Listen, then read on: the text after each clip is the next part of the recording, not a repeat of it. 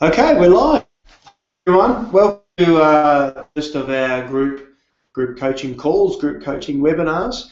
Nice to see everyone is here, and what I'm going to do tonight is go through and answer as many of your questions as possible. And thanks to everyone for sending such good questions in too. And the whole point of today is to make a start and to give you a framework to begin with, okay? And we're going to do this over the next few weeks. What I'm going to do first of all, though, is make sure that everything's working. So what I'd like to do is make sure everyone can hear me. I can see that my video is working from my end and the audio is working from my end. Hopefully it is for you. So what you can do on your dashboard there, you should be able to send me a message. If someone could just write to me and say, yes, I can hear you, that would be great. And that way I know where I'm up to. We've got a bunch of people on the call, which is fantastic. So someone chat to me. Tell me that you can hear how I'm going.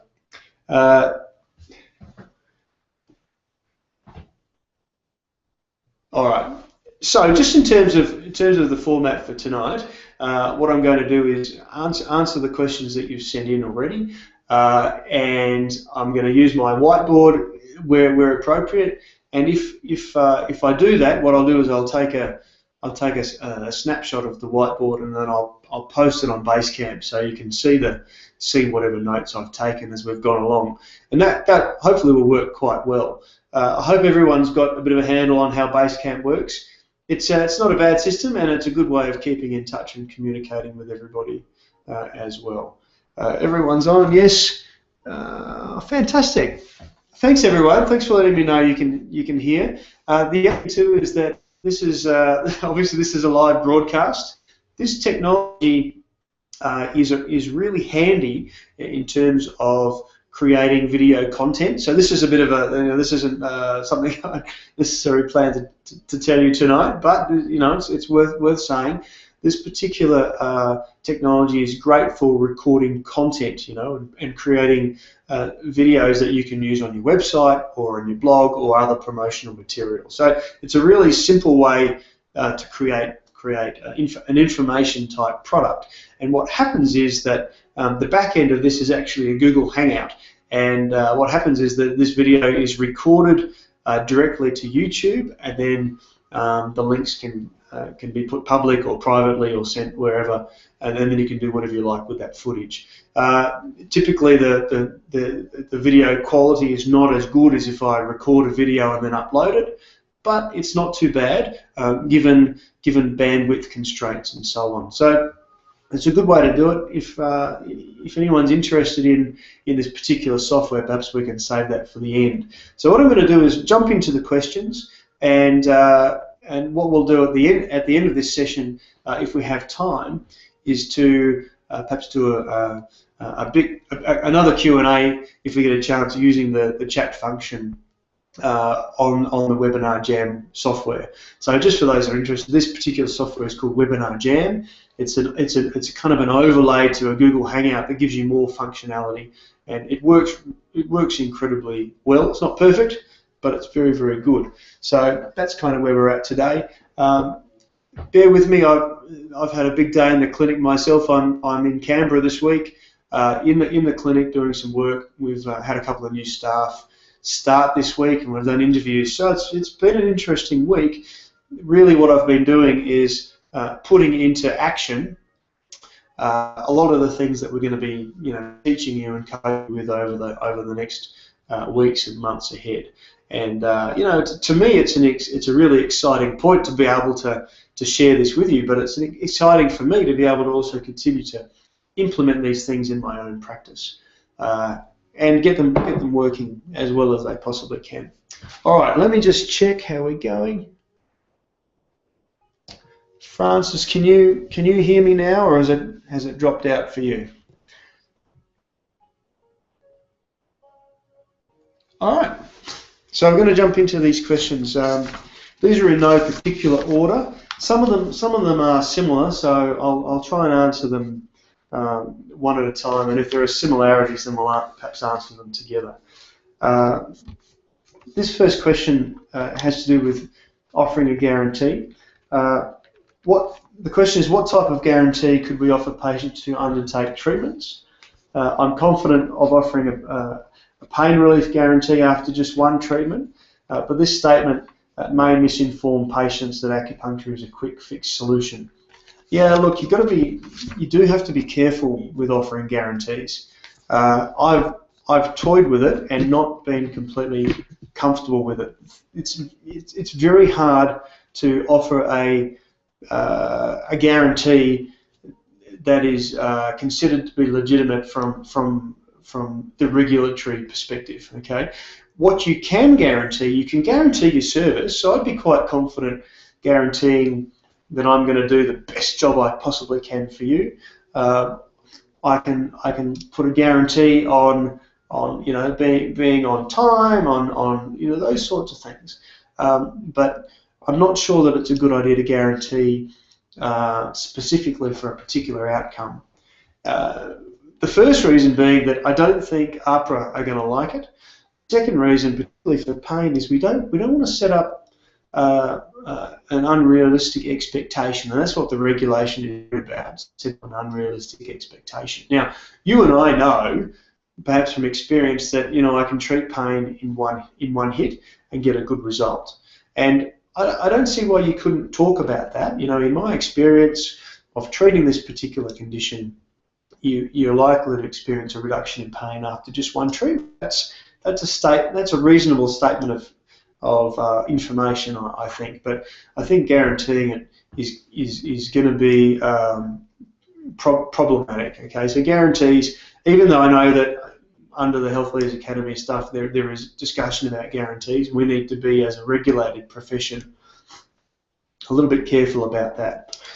The other thing too is, if you are offering a treatment that makes someone think that it's going to, that acupuncture is going to resolve something in one session, you're really doing, I think, yourself and perhaps acupuncture itself a bit of a disservice, in the sense that, in my experience, acupuncture is rarely a one-off treatment. Even for the most simple things, and sure, you can get a reduction in pain, but is that going to treat the issue itself? I think of something like, I don't know, tennis elbow or a stiff neck or a sore knee, even that's reasonably acute. I think that even those sorts of things, you're going to get a reduction in pain, but they're probably going to need some form of ongoing treatment. So let's talk about a guarantee and how we would structure that a bit further in the context of the program. But at this stage, I'd say make a clear statement of what you think is going to happen. If you think you're going to get a reduction in pain with one treatment, then certainly say that. But I think I'd caution you at this stage against putting a guarantee in place. I hope that makes sense. And the idea that acupuncture is a quick fix solution. Yeah, I think, Demi, you've answered your own question there a little bit, in the sense that I'm thinking it's not a quick fix. That's not what we're after. I'm not a fan of band-aid treatments. I'm much more interested in a treatment that's going to last reasonably long term and with some confidence. All right, so I hope that makes sense in terms of guarantees. If you get to the guarantee component of the program and you're not sure, send me an email and with what you're thinking, and we can work through it together. All right. The second question was, this is from Demi. I've already been implementing care cycles who've paid a fee up front. For those who can't afford to pay a lump sum, what are some other payment options that can also guarantee patient commitment to their treatment? Really good question. There are really three ways of paying. The first way is to get them to pay up front, as you've suggested, and if someone pays up front, we give them a 10% discount. So we give them a little bit of encouragement. If they want to pay up front, then we're happy to reward them for that. If they can't pay up front, and probably the majority of people won't want to do that, I'd say about I'm guessing a little bit, maybe 30% of our patients pay up front. So 70% don't. So what we do is we offer a direct debit program. In other words, we create a package or a program that has a number on it. It might be $2,000, and what we do is we put them into a direct debit program, and that money then goes out automatically. They can choose the frequency. It could be weekly, fortnightly, or monthly. It doesn't really matter. And then it comes out until a fixed point. So when it reaches that amount of money that we've agreed on, then that direct debit stops automatically. And that sort of alleviates a lot of fear around direct debits that kind of keep going, rolling on and on. That's not what we're after at all. And in terms of implementing that, I've just changed from the company I was using, which was Debit Success. There are a few things I wasn't comfortable with Debit Success. They weren't necessarily easy to work with, and they, a lot of paper. It was difficult, and they were reasonably expensive in terms of the charges they were charging me. So I've just changed, and it's working really well. I'm now using Easy Debit,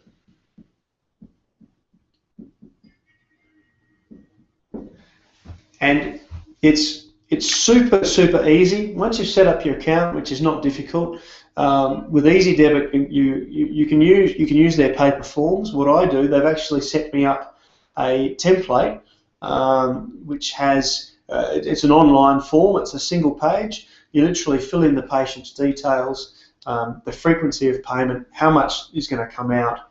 They read the terms and conditions. You hit go, and it's all done automatically. Very simple. Finished in a minute or less. Finished in a minute or less, and it's a really good system. So if you're going to try a direct debit system, my experience now is that I would use Easy Debit over Debit Success. You might have a different opinion, but this is what I've discovered so far. And I'd say 90+% of patients who are offered this way of doing it take it up and feel quite good about it. Again, because they know what they're up for, they know how much is coming out, they know that it has a kind of an end date, and that makes it all work really well. Okay.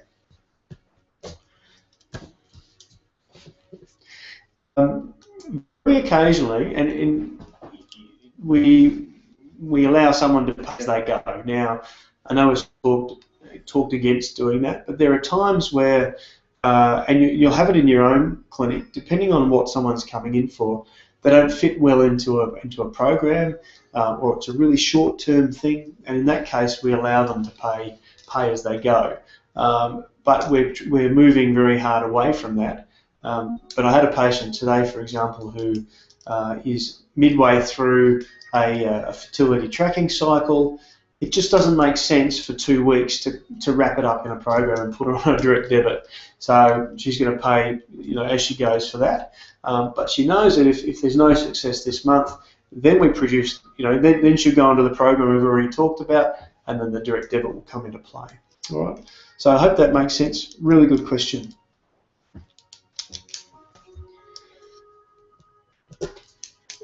Dimi's third question is one that has come up a few times this week, and it's about having a bit of a sense of overwhelm in terms of the amount of information that's been presented to you. And look, I agree with you, and I think in one of my lengthy posts on Basecamp very early on, I said you're going to get to this point sooner or later of being overwhelmed, and that's a normal part of the process, and it's a good thing to come up against and work your way through. I've got a couple of suggestions. One is simplify things as much as possible. Okay, there's a lot of information. Start at the beginning. Work out what fits for you with your business, and start at that point. You don't need to complete the whole year's program in the first 1 or 2 weeks or the first 2 or 3 months. The idea is to work through it steadily. But I think from a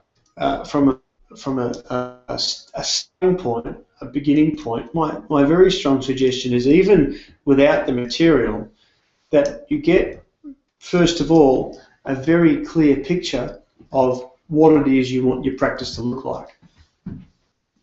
And I did this with my new stuff this morning, and it really has to come down to clarity. You know, and the questions I'd be asking myself before I even jumped into the material too much is, what kind of practitioner do I want to be? What kind of, and I know for all of you, you've got practices and you've kind of, you know, you're kind of already fulfilling these roles, but have you thought these through to this degree? What kind of practitioner do you want to be? And what does that look like? What kind of practice you want to run, and what does that look like? What kind of patience, and this comes back to that idea of having an avatar client, what kind of patience do you want to see and have in the practice? And what do they look like? What kind of, where do you want to position yourself in the market in terms of pricing? You know, do you want to pitch at a low level? Do you want to pitch somewhere in the middle, or do you want to pitch at the upper end?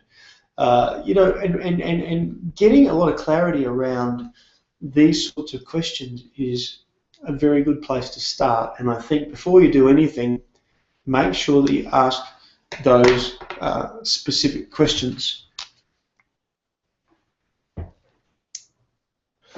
So the questions are, what sort of practitioner? What sort of clinic? And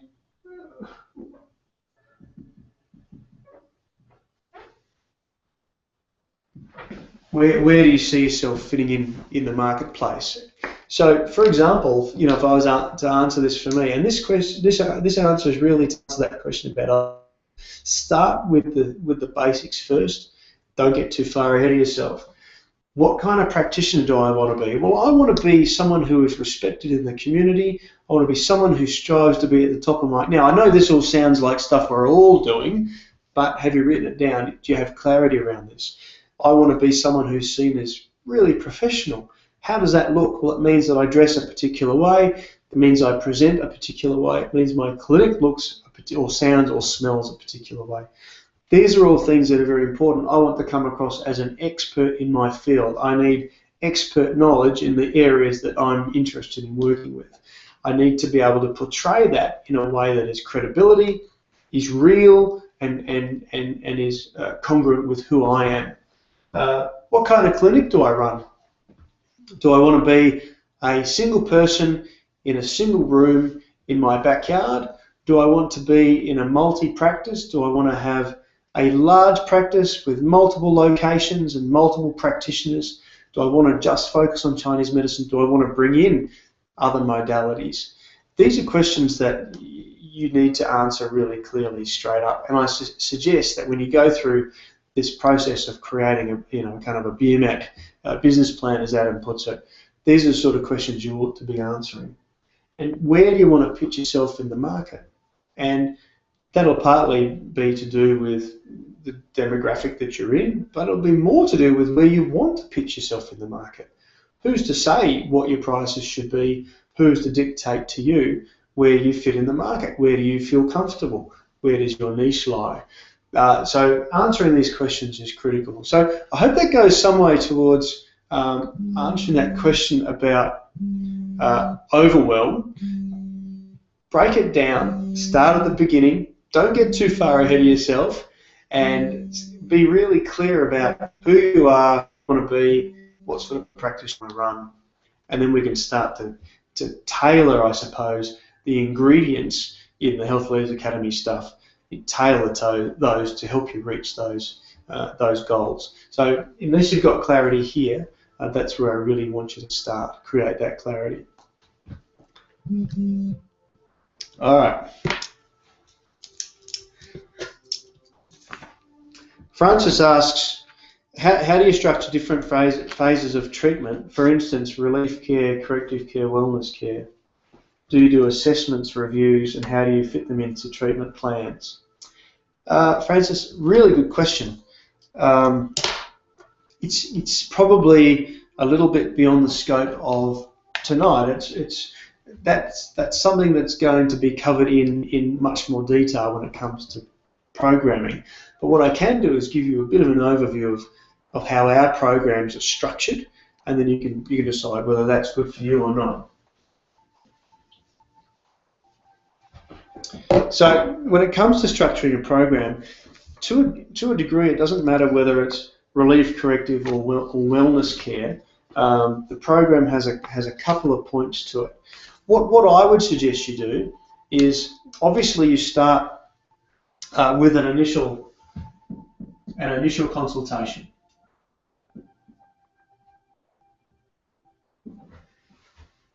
And from the initial consultation, you want to do two things. You want to create that, have that clinical awareness, a diagnosis, an explanation, and perhaps even more importantly, a treatment plan. And that treatment plan should have a number of key elements.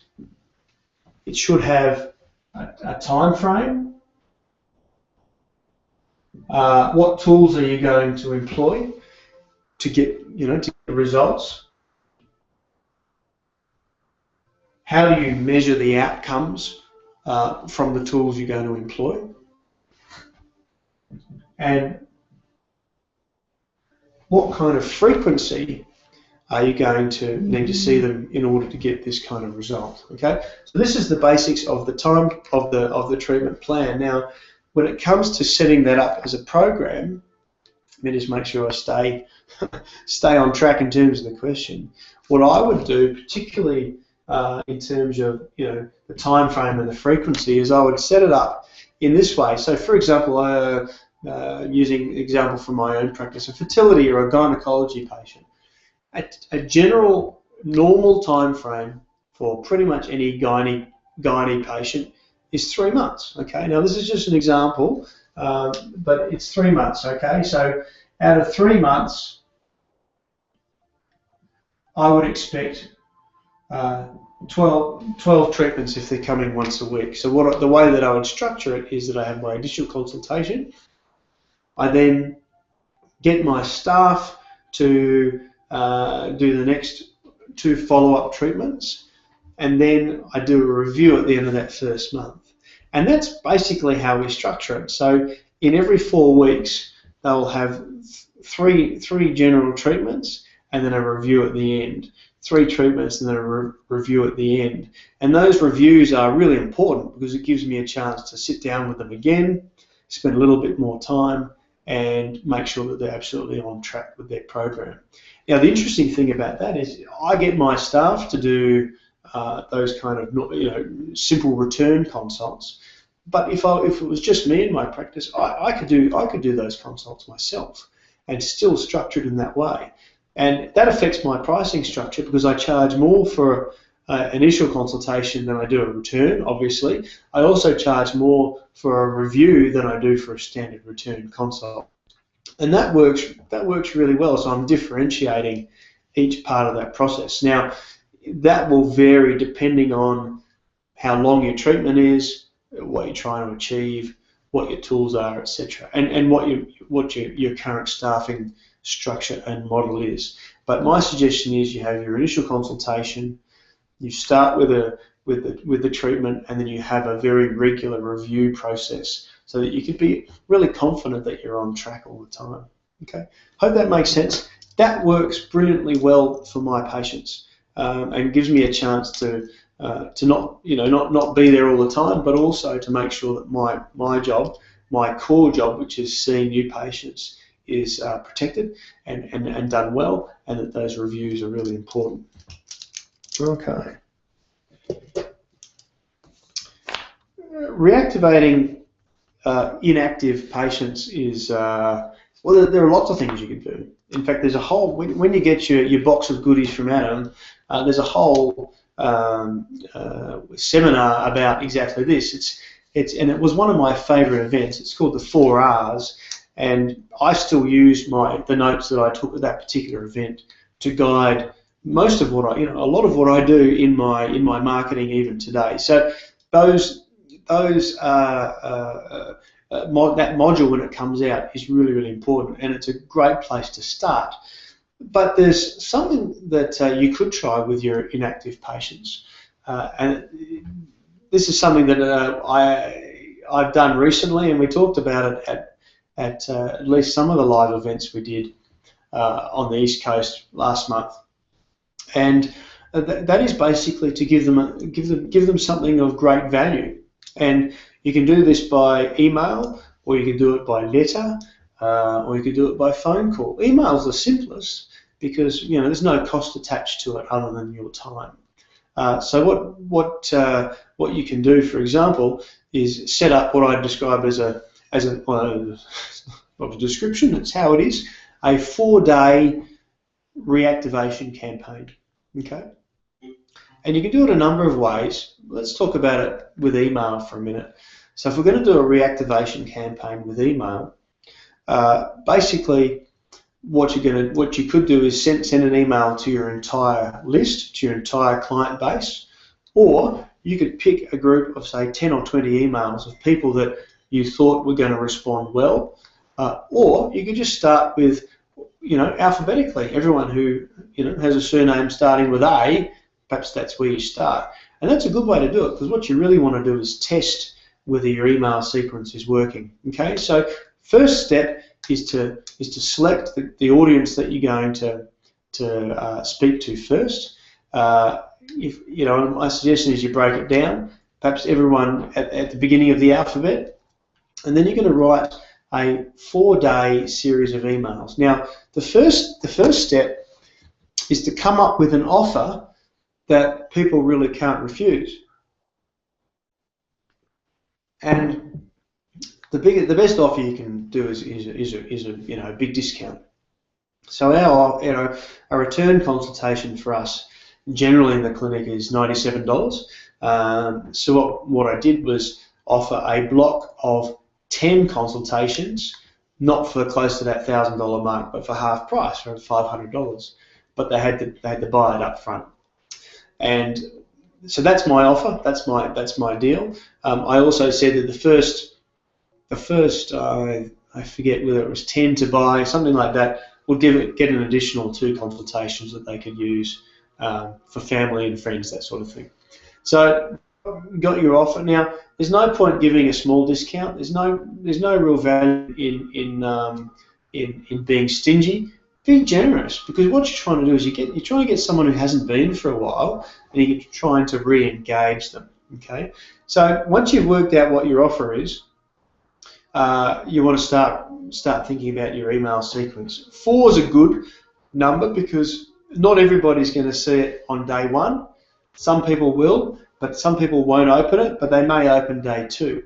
And what you want is to have 4 different emails with 4 different subject headings, but each one leading on from the last. So with a bit of luck, some people open the first one and you engage them with some information, and by the way, if you're interested, here's an offer. Day 2,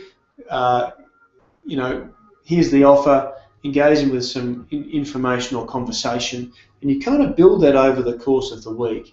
And when we think about selling or making a sale, really it's got to do with creating a conversation.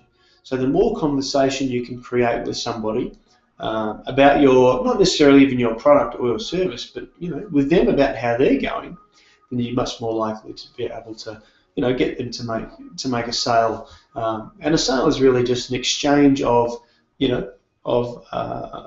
something of value, in this case money, for something of increased value, in this case a consultation, which is going to have other value attached to it.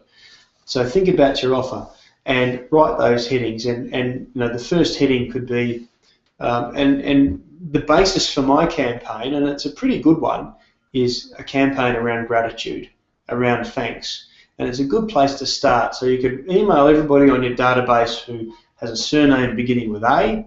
It might be 10 people, it might be 100 people, and you send them all this first email on day 1, preferably on a Monday. And the heading might say something like, I wanted to express my gratitude, ... Okay, something that's going to kind of get them curious. And you say, dear such and such, I was, and this is a little bit Howes, and I was thinking, start with a story. I was thinking about a patient who came in the other day, and they came in, this is a true story by the way, they came in, they brought the baby in that they were told they'd never have, And they came in with wine and chocolates and cheese and who knows what else, and with this extreme gratitude. And I felt very, very humbled by that, and it was a terrific story. So I wanted to not only share the story, but I also wanted to share some of my gratitude, not only to this patient, but for you to being a loyal patient, a loyal customer over all these years. So what I decided to do was come up with this package of, and then you explain what the deal is. Look, if you'd like to take me up on this offer, and then tell them how to get it, and basically leave it as that. And the second day, you write your second email, and it goes to exactly the same group. Some people will see it for the first time, some people will have seen yesterday's, and some people will already have been on the phone and bought your offer. By the end of 4 days, you will have re-engaged quite a number of those people. And the beauty of doing it by segmenting your list is that you'll know exactly how well that offer worked. So, for example, if I had 100 people in my A, with surnames starting with A, and I make 20 sales, well, I know that I've got a 20% conversion rate from that particular campaign, and that would be terrific. And that will generate not only income for the practice, but also help to reactivate those old clients. And of course, the next step is, well, if that worked at 20% for the A's, do you reckon it's going to be similar sort of numbers for the B's? Yeah, probably is. Perhaps you tweak the emails a bit more, you get some feedback from the people who bought, and then you put that campaign into action for that next segment of your list.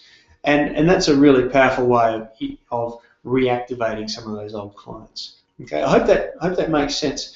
And that particular campaign for us brought in $15,000 in that 5-day period, 15K, which was well above my expectations. And it's generated a lot of business after that because people who weren't coming are now coming, and we also gave some referral options with the package, and those have been taken up as well. So it was a very, very effective campaign. Having said all that, the best campaign is undoubtedly the one that you actually do. So if you're already in practice, as I know you all are, what I want you to do as your coach is I want you to tomorrow, or even preferably tonight, plan out what your offer is going to be. What offer are you going to make that's going to be irresistible to, perhaps 20% of that particular part of the database?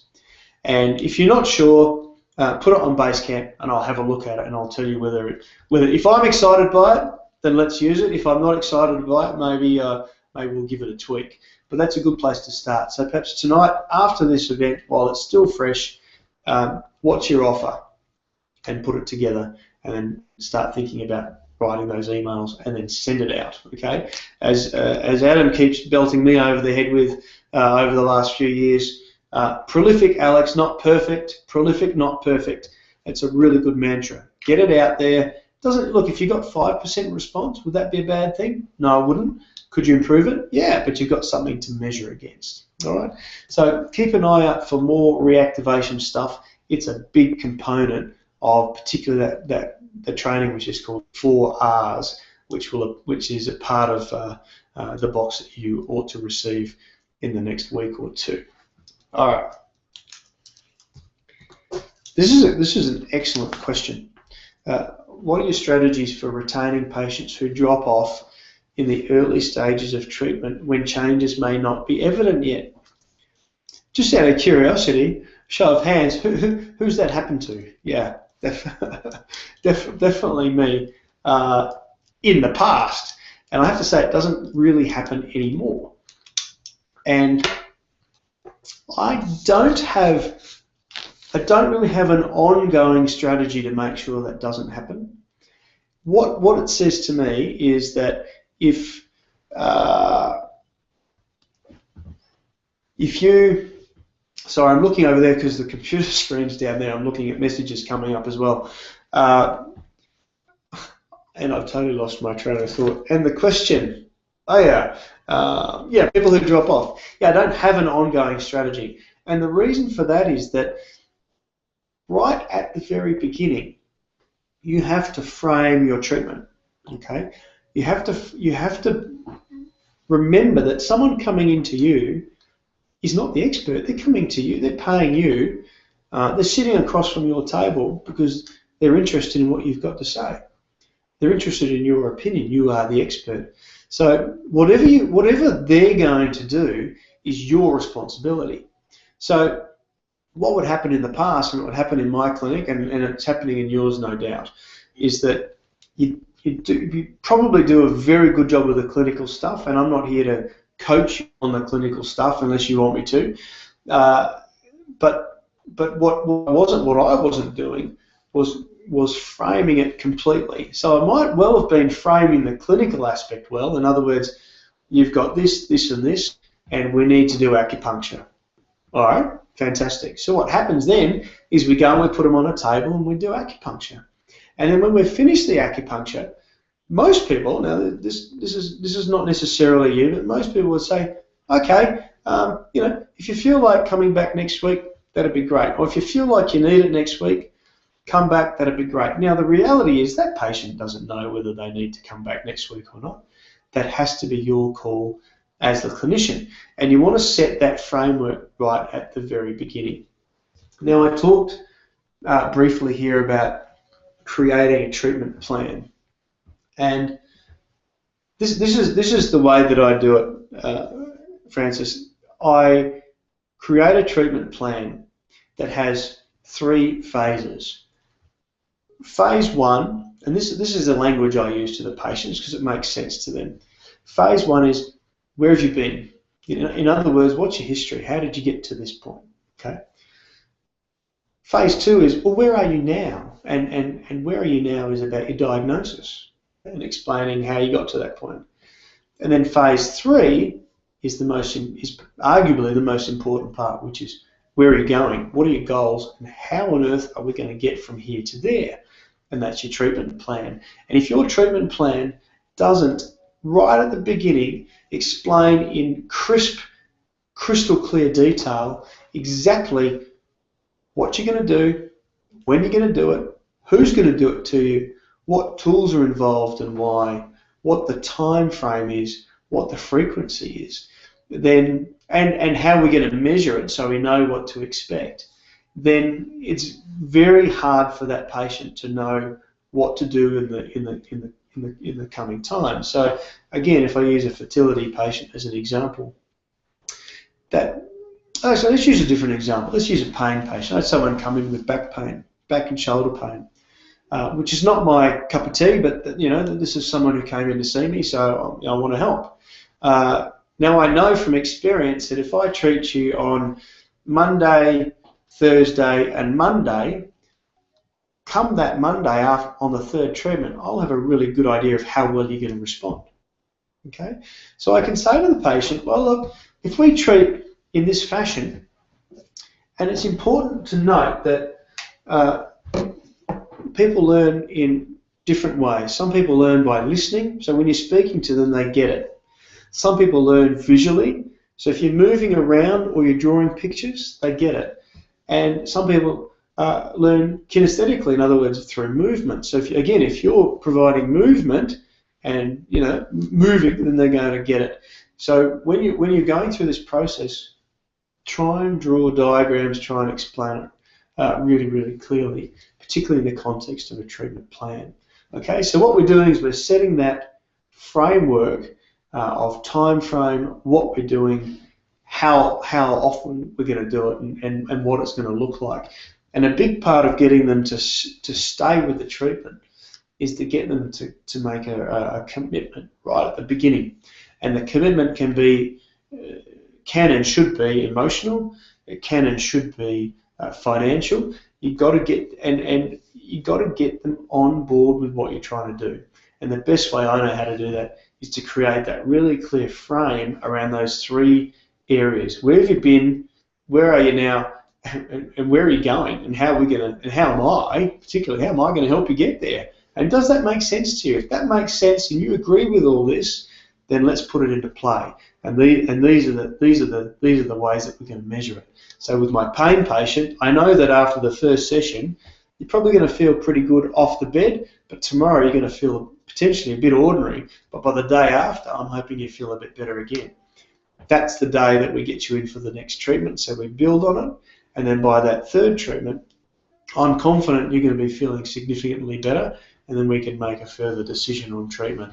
If it's a longer-term program like fertility or period pain or some other treatment that's going to take, perhaps weeks or months, then you need to be even clearer about why it's going to take that long and how it all looks. And that's the beauty of creating a signature system, is that it allows you to in essence, build it in front of them and get them to absolutely agree to it. It's worth spending a bit of time on this one, because if you can get someone to stay, then it has a number of really important functions. One, it's going to be good for your practice, good for your business, because people are coming back, right? But even more importantly, if someone's coming back and they complete that course of treatment, then they've got the best chance of getting a good result. Because I know from experience that if I start with my initial consultation here and I sell them that next consultation, and then I sell them that next consultation, and I sell them that next consultation, they're already starting to think, oh, when is this ever going to end? Whereas if I'd said right at the beginning, you know what, this is going to take 12 weeks, you're going to come in once a week, we're going to have a review every 4 weeks with me where we sit down and make sure you're absolutely on track, and that's a critical part of the program, then I don't have to sell them week to week. Because when I resell them week to week, by about here, a lot of them drop off because they're not seeing the sorts of changes that perhaps they were expecting. And the problem is because you haven't created that framework right at the beginning. And that's a really important component. Okay, let's move on. Otherwise, we'll be going all night. Andrew asks, I'm considering offering a first consultation free in my niche. Is this a good strategy? Off the top of my head, I'd say no. The problem with free, and I've done this. I've done free. I've done cheap. I've done heavily discounted. And this is for new patients, by the way. It's different for return patients because they already see the value. But for a new patient who hasn't been, cheap, and I've done really expensive. And very recently, haven't had freebies, but I've had some people who've come in on a living social that we did some time ago, and I saw these patients. And if someone doesn't pay for an initial consultation, if someone pays very little for an initial consultation, they quite frankly just don't value it. And it makes it much, much harder to then convince them that what you've got is a good thing, because they're coming in, they're not invested. So part of the sale, a big part of the whole sales funnel and sales process before they even get to you is about building that value, building yourself in the marketplace as someone who creates value. Regardless of what the amount of money is they pay. So, Andrew, I two suggestions. One is if you don't believe me, try it for yourself and see what happens. Occasionally, you do get someone who comes in on freebie, and they're so stoked to have that opportunity that they'll do anything to spend more time with you and pay you a full fee. But I have to say, in my experience, those ones are the minority, not the majority. So if I did a living social campaign and someone paid $30 or $40 or even $50 to come to see me, where I normally charge $250, if I was converting, patients who pay full price, I convert those at 9.5 out of 10. So 95% of those people I will convert to an ongoing program.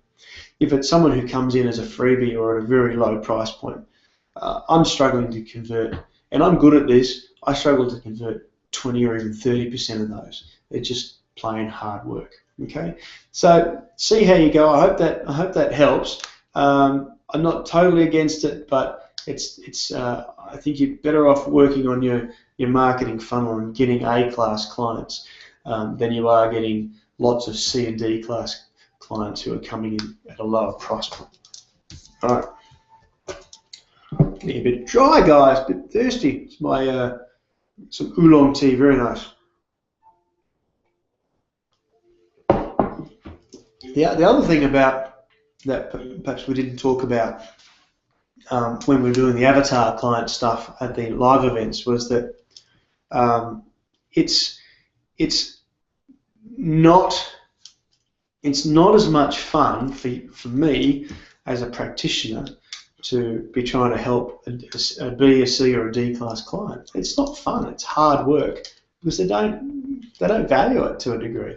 It's much more fun as a practitioner to help someone who is really there because they want your help. Okay, and that's important because if it's not fun for me, I get it's hard for me to give my absolute best. All right. Is it important to have your face on business cards? I believe it absolutely is, because people like to make a bit of a judgment call on whether they like you just by looking at you. Now that's a bit hard perhaps, but at the end of the day, people if I'm going to go and see someone, I like to know a bit about them. So if I've got a friendly smiling face on my business card or on my website, that makes a difference. Ultimately, they're going to come and see you, so you can't hide when you're in, so you may as well put your face out there. The challenge always is not to take it personally, right? Because I can put 100 people in a room. I'm being kind to myself, but there's 10 of those 100 won't like me, regardless of even if we get a chance to talk, or they just won't like the way I dress. They won't like the shape of my glasses. They won't like whatever, and that's okay. So you're putting yourself out there to try and attract again that avatar client, the person who is going to be interested and engaged with you. So a very long answer for a very short question. The answer is yes. Faces on business cards, super, super important.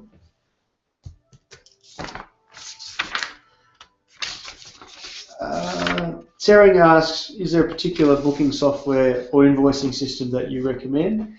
Yes, there is. We have. This is something that I have battled with and been cranky with for a lot of years. I've used iCal, I've used MYOB, I've used Front Desk at great expense. I spent, I think about $5,500 on Front Desk, and it was just an absolute nightmare. So we've just installed new software. It's all cloud-based, and at this stage, I would say it's almost perfect. Not quite, almost perfect. It's called Clinico. I wish I was selling it to you, because if I'd invented it, I'd be pretty happy. Clinico. I think it's a K. Cloud-based. It does everything, and the beauty of it is you can access it anywhere, at any time if you've got an internet connection, and it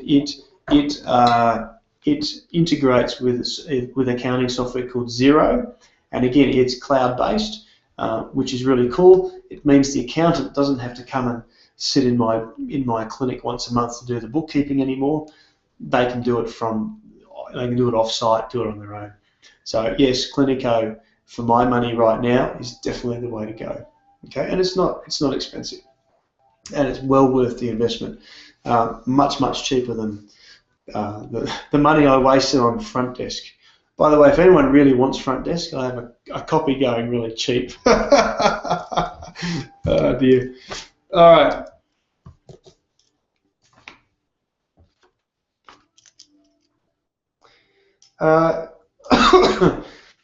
Second question is from Sarah. What is a recommended method for converting regular clients to paying upfront for a block of sessions? If I do this, how would they be able to claim rebates with the health fund? Well, it's two questions there. Um, how do I convert regular clients to paying up front? It's a bit of a challenge if they're not current clients who are unused to your new style of treating. May not be able to, or may find it hard for change. People don't like change, but I've found over the years, if I present change in a way that's confident, if I'm confident in the change and why I'm doing it, then people will by and large buy into that. Even moving premises. People always said to me, every time, people say the craziest stuff. People say things like, whenever you move premises, you ought to be budgeting to lose 50% of your clients or 60% of your clients or something ridiculous. We moved complete opposite side of town 2.5 years ago, and we didn't lose a single client. And I think, again, I talked about framing a little while ago when it comes to setting up your treatment plan. But you can frame anything. For example, when we moved, I said to the patients, look, this is the thing we're doing. This is the genuine reason why we're doing it. I really love you to come with us. And they did. Pretty simple. So if I wanted to take someone who was coming in really on a program but paying as they go and selling, I think I would present the new shift to them in an honest and genuine way. So I might say to somebody, and this is what I've done with our patients where it's been appropriate, is, hey, your treatment's going really well. Are you happy with things? Yes, great. These are the changes we've seen. Now we're starting to implement a new system. What we're doing is, rather than just going a week at a time, we're developing a complete program that covers all the elements we're doing, but wraps it into a really neat system that we can follow very, very easy. And the reason to do that, there's two main reasons. One is that what we've found is that rather than just kind of starting treatment and wandering off into the future hoping to get somewhere clinically, we find that by having a program, having a roadmap, we know what we're going to do, when we're going to do it, who's going to do it, what it's going to look like. Is that okay with you if we create a program based on the things we're already doing? And I think you'll find that most people will be happy with that. Not everybody, but most people will be happy with that. And you can gauge whether that's appropriate for everybody. Okay? So I think whenever you go to sell somebody something, and look, we all get hung up on this idea of selling. I hate to tell you, but anybody who walks into your clinic and you're going to give them acupuncture, you've got to sell them the fact that you're going to stick needles in them. And I said this to I had a meeting with my accountant today, and he said, so Alex, tell me about marketing funnel and tell me how it's different to, say, GP. I said, well, it's really simple. People go to the GP because it's just what they do when they get sick. But imagine I had to sell acupuncture to you. I say, Dion, I want you to pay me the best part of $300 to stick sharp pins all through my body. That's a hard sell, right? But if I said to that person, I said, Dion, you have this condition, and I have this tool that's going to help facilitate this particular response. Do you want it? That makes much more sense. And the fact that it's acupuncture becomes much less important. All right?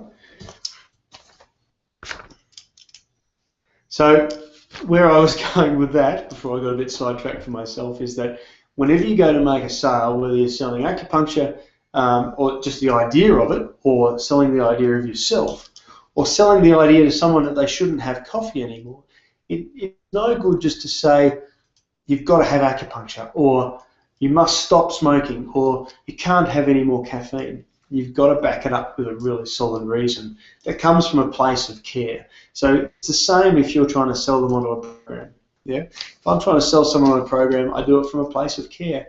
This is what I want to do it. I care about you, and I really, really believe this is how we're going to get the best result. Okay, I hope that helps. I reckon it will. The second part of your question: how do they claim for rebates with their health fund if they're on a block of sessions? Depends how they pay. If they pay up front, then they give it. Then in the system, and this does it well in Clinico, you put the payment in. They're essentially given credit, and then every time they come, you just make a new invoice. It deducts it from the credit they've already got. You print out the paid invoice, and they take it to their health fund. Super simple. If they're going on a direct debit, it's not much different. When they come in, you create an invoice for them, but you keep it open, and they don't get that invoice because they haven't paid for it. When that direct debit comes in, perhaps a couple of days later or a week later, then you have to go and manually, or someone in your practice has to manually reconcile that payment against the open invoice. Then you can, and Clinico is great. You do the invoice, you hit email, it's gone. It goes straight to them. Okay, so then they can take that invoice or that receipt to their health fund, because of course they can't. If you're on a direct debit and the payment is after the date of the consultation, they can't have the receipt to take to their health fund until after that payment's come through. They can have it after the fact. All right. Hope that makes sense. It's pretty straightforward. Yeah. All right. Terry would like to hear the reasons against including pricing on the website. Yeah, this is an interesting one. You need to be, the first thing about pricing is you need to be clear and transparent with your pricing. Okay, so if someone asks you what's your consultation, you need to tell them. Okay, but I don't believe you need to have it necessarily on your website. And I've found over the years that people will, some people will shop on price. Now, in terms of answering that question right at the beginning, what kind of practitioner or where do I pitch myself? We pitch ourselves at the top of the market, and we do that unashamedly, and we deliver a service that backs that up 100%. And because what that means is we then have to be able to deliver it. So I've answered that question with real clarity, but it means that people who are shopping on price, in other words, they think they need acupuncture or they think they want acupuncture, but they want to pay $50 or $60. You know what? They're not going to come to me because it's not. We don't charge that, and quite frankly, that's not my avatar client. Okay, it'll be someone else's avatar client, and I'm quite happy for that patient to go to them. So the reason not to have your prices on your website is so that people don't have the opportunity to just go, oh, too expensive, and then leave. Because I've had the experience, in fact I had it today, I had a young woman with a serious gynecological problem ring me last week, and she said, look, should I go to the gynecologist or should I come to you? And I said, well, I can't answer that for you, but if you come to me, these are the things I'm going to be able to offer you. And this is it. And and she's like, okay, well, what's your price? And eventually I had to tell her what the price was. And I said, look, the best thing you can do is come in for that initial consultation, invest that money, and then decide whether it's for you or not. Now, if I'd had my prices on the website, I would never have had the opportunity to even speak to that person. But she's come through the telephone, via the website, via our marketing funnel. She's been apprehensive about the price. She's come in for a consultation actually today. She's seen the enormous value that we're going to be able to give to her, and she's actually become a really dedicated client today from a position where she probably thought she wasn't going to be able to afford to. So those are the main reasons not to put your price on your website. You want to have the opportunity to engage someone in a conversation before you talk about money. In my experience, if someone is, if their first question is, how much are you? You know what? It's probably not someone you want to necessarily see in the clinic.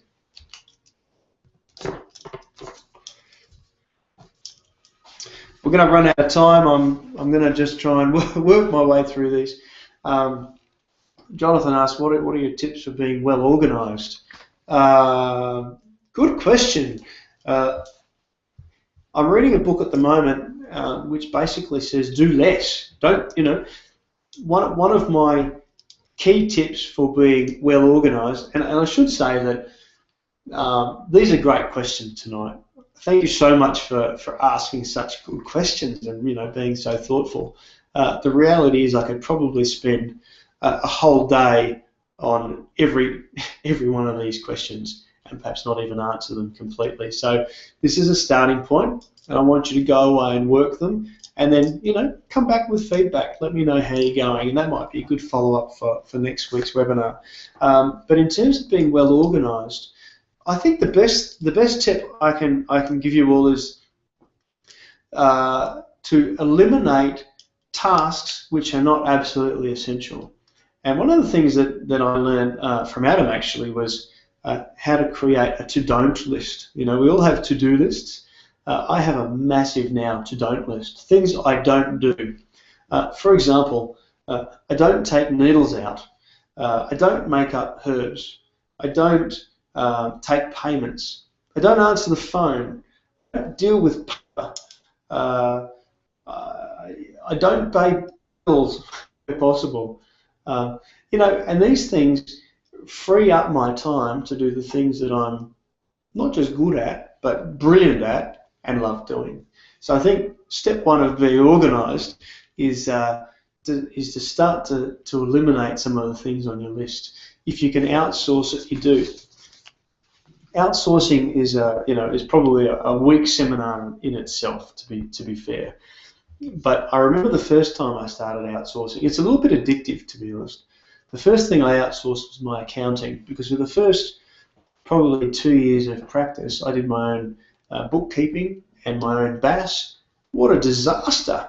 The best thing I ever did was pay an accountant who loves numbers, loves doing that stuff, and can do it really quickly in a couple of hours, where it would take me days to do it. I outsourced cleaning. I outsourced the washing of towels. I outsourced reception and answering the phone. I outsourced someone taking the rubbish away. These are things that have really helped me to be organised by creating more time and space. We can talk more about organisation as we go, but I think, Jonathan, to answer your question, eliminate tasks that you absolutely don't need to do. It's a jolly good start, and it'll free up a bunch of time to do more interesting things.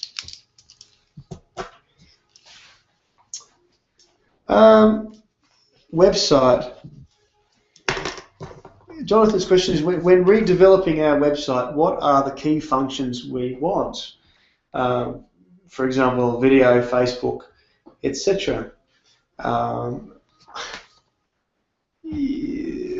Yeah, look, there are so many opinions about websites. There is a template for building websites in material that's way to you from Helpers Academy, and it's worth looking at that. My number one tip for a website is to be absolutely crystal clear about what the website's purpose is. Okay, what is the point of having a website? And I can tell you with great certainty that almost 100% of websites, particularly in Chinese medicine, are what I describe as brochure sites. It's like having an old printed brochure, whacking it up online, and there's your website.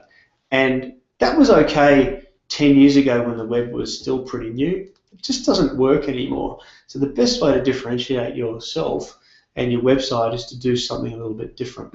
Rather than filling it with information, make sure the website has one, possibly two, but preferably only one purpose. And for example, I'm not sure whether you need it. I'll get rid of that anyway. All right. For example, I'm still working on my revamp, constantly redeveloping. But if I was to draw your website, it should look a bit like this. Okay. Header, logo, very basic navigation, and then in online marketing they talk about this as above the fold. In other words, everything that sits on the front page that you can see without scrolling. Okay, so the most important information should be there. Okay, so most people, the reality is, don't scroll. If they can't see it, they go away. So what is the purpose of your website? And I've thought about this a lot over the years, and there are really only two purposes for my website. Now you can take or leave this if you like. This is my suggestion. Two purposes. The first one is for people who know they want an appointment with. Okay, so if someone knows they want an appointment, and what do you think my website ought to do? It ought to make it really simple for them to make an appointment, right? So right now, my website has a video, because I like video, and then it's got my phone number. Okay, simple. And it says, if you want to make an appointment, here's the number. Whereas if you go to most websites, do this. Do it on your own site. Do it on other people's site. See how easy it is to find the contact details. Go to the Telstra website and try and find a phone number. It's really hard. Now, they're the opposite. They don't want you to call them. But we want those phone calls. So where does that phone number need to be? Front and center, okay? And the video says, hey, welcome to the website. This is who we are. If you want a consultation, call the number, okay? The second thing that my website does, or aims to do, is to give the second sort of person what they need. So one sort of person knows they want a consult, and I show them how to do it. We also have an online booking system, which is really easy. The second person is not sure whether they need an appointment or not yet. What they need is some information that's going to help convince them to make an appointment with you. Not even necessarily convince them about acupuncture, but convince them that they need an appointment. Okay? So the second function is to have information relevant to that person. So for example, the next part of my website says, you know, what other information do you need today? What do you need to be able to make a decision? What are you after? And then it has a number of boxes which have my niches in it: fertility, pregnancy, period pain, whatever. And then behind that is information that is designed to help people make a decision. So when you're setting up your website, you can create a really simple website that will fulfill this function easily. In terms of how much is that going to cost, you know what? It should be pretty cheap. My web guide will build a whole website for $500. Okay, so if that sounds good to you, maybe it's $1,000. Anyway, it's certainly less than $1,000. He did it for me for $500. Let me see if if you guys are interested in a new website and you want him to do it. He did mine, so have a look at it. Then let me know and I'll put you in touch with him. He's a really good guy. Yeah. Your website is critical.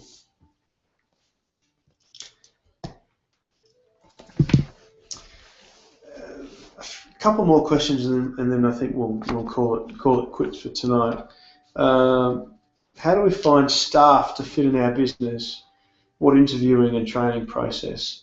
This is a hard one. Look, there's a whole module on HR coming to you in the information. Before we get into this, I suggest you wait for the info, have a look at it, because some of those strategies are written by an HR consultant who's good at this stuff, and let's use that as our starting point. I can tell you from experience, even recent experience, that you can have great strategies and still end up with dodgy staff. So there's a fair bit of trial and error in this process, but you can do it better and better, and that's something we've done over time, is trying to hone our process.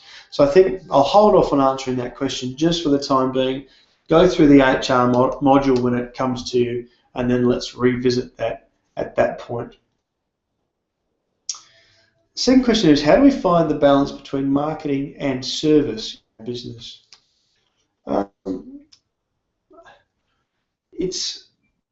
What's the balance? I'm not exactly sure what you mean by the question, but the service, they're really two very different things. Okay, let me talk to you about marketing for a second. I'll take a picture of this and I'll put it up. I don't know whether that's going to be useful to you or not, but I'll do it anyhow.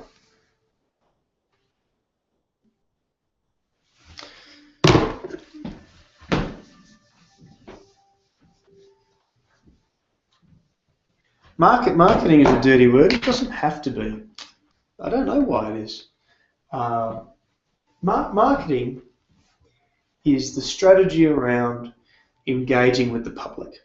That's it, right? Because you can provide a whiz-bang service, yeah, but if you don't have any people to take you up on that service, then that service is really of no value whatsoever. So the value of your service is, to a degree, a product of how many people want the service. You know, it's a basic supply and demand. You create a supply, you know, you have a supply, you need to create a demand to take you up on that, and that's where you have the opportunity to create value. So the balance between the marketing and the marketing is just your strategy for engaging with people. So there's no need, in a sense, there's no need for a balance as such. It's just the way that you engage with the public. Now, think about marketing. What's a market? Well, if I go down to the Fishwick markets in Canberra on a Sunday morning, it's a place where vendors accumulate and the public comes, the market comes to buy their goods and services. Now, we're no different. We're not located in a market as such, but we are still engaging with people who want our service. So, in a sense, here's the market. These are, and ideally, these are A-class clients. These are your avatar clients. And the beauty of knowing your avatar client is that you can then go and work out where they hang out. So your market, you can, you know, if someone's suffering from pain and they play sport, well, I can be confident that if I go to a gym, I'm going to find those sorts of people. Equally, this is a bit of a stupid example, but if I'm looking to sell fertility services, I'm not going to go to an old folks home necessarily as my first point of call for the market. So marketing is about the market, and then, let me see whether I fall off the video I do. Here's the service that you offer. So do you know what? The marketing is just the bridge. My pen's going to die.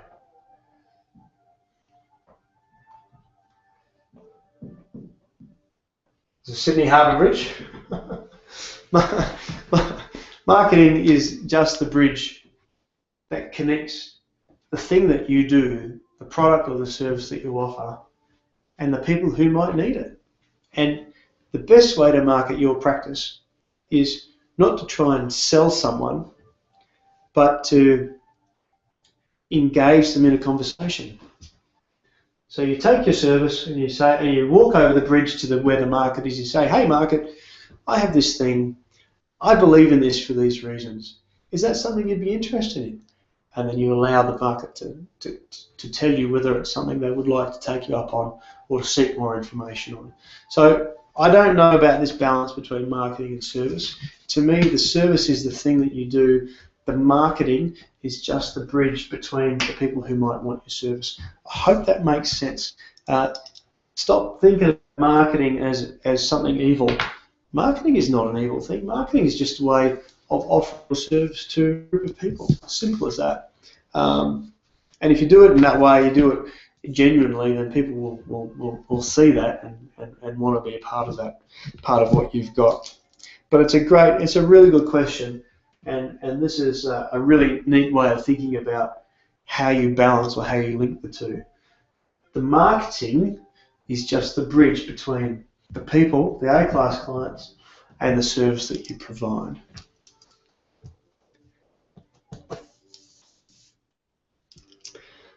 The last question here is from Hayok and Kelly is, what kind of treatment programs and plans can be implemented, and what are the steps? Look, this question is probably take me a whole day to kind of work my way through. So what I might suggest is that we leave that for the module on creating your signature system, and that we work through that.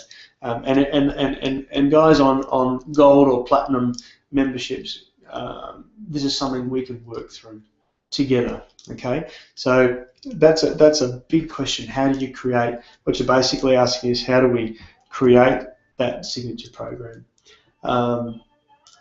Just so I can answer it really quickly, is in order to make a start, is think about your niche.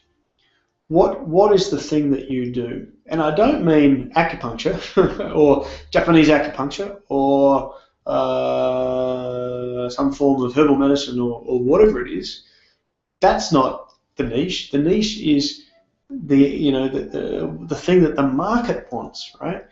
Fertility, pain management or relief, weight loss. These are niche markets. Okay, so think about what is that niche that you're going to serve, and what, if a patient came in with that particular niche or that particular issue, what would be the absolute gold standard in treatment that you would provide to them, and what would that look like when we talked about treatment plans? What's in it? Who does it to them? How long does it take? What's the frequency? And what tools do you use? And that will help. That will be the seed of what will become your signature system. And once you've done that, building a signature system is actually quite easy. So I suggest that you do that first and then see how you go. All right. I've got through pretty much all of those questions. So I know we've gone a little bit over time. You can go back and watch the recording once the link's been sent to you. Let me just dive in here and just check what else is going on. Yep, some good suggestions there. 10% discount is a good idea.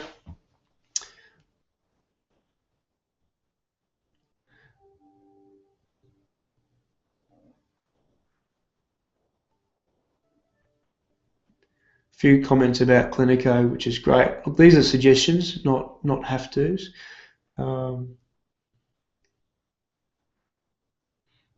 Just back to the guarantee question. Dimi asks, without a guarantee, are there any ways to entice patients to come back?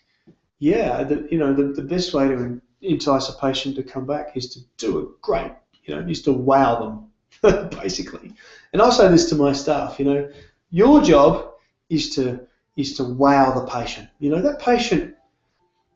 And let me ask it this way: you want someone to come back. When was the last time you went to the GP and you walked out going, "Wow, that was fantastic. I feel great"? Well, I can tell you in my experience, it's happened exactly no times. Okay, how many times in my week do patients walk out of my practice going, "Wow"? Well, it's a lot, because we over-deliver and we create that framework that they understand what they're getting into, and we've delivered it in a way that makes sense to them.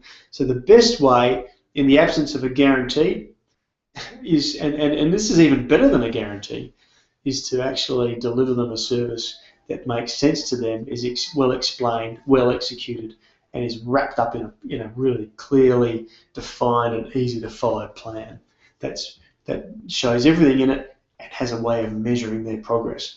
That's the best way to do it. And if you do it, as always, marketing, if you do it from a place of, and I'm going to sound a little bit hippie here, but if you do it from a place of love and compassion and gratitude, and being genuine about this thing that you're offering, I'm not trying to sell you something that I don't believe in. I want you to do this because I honestly believe this is the best way for you to get a result. Yeah. And if you want to do it, great. If you don't want to do it, great. It doesn't matter to me. But if I'm here to help if you want it. That, in my experience, is the best way of creating value and also getting them to come back. Dimi, great question. Everybody, great questions. Thank you so much for being on this first of our group calls. You guys are going to be industry transformers. I can just tell it, and I love that fact. So get what you can out of this information tonight. Make notes, put it on Basecamp, and as always, the most important thing is implement. Start doing stuff and work through that overwhelm one step at a time. Don't look at the mountain and go, there's no way on earth I'm going to get up there. Go, well, I'm not going to get up there in one step, but you know what? I can take that first step forward, and that's the point where I want you to be at tonight. Start taking those first steps and work through the program. All right. Thank you very much. Jump on Basecamp, get stuck into it, and I will see you same time next week for Team Alex Part 2 of our group calls. And if you've got any follow-up questions from tonight, please put them on Basecamp and we'll address them next week. Until then, take care, speak soon.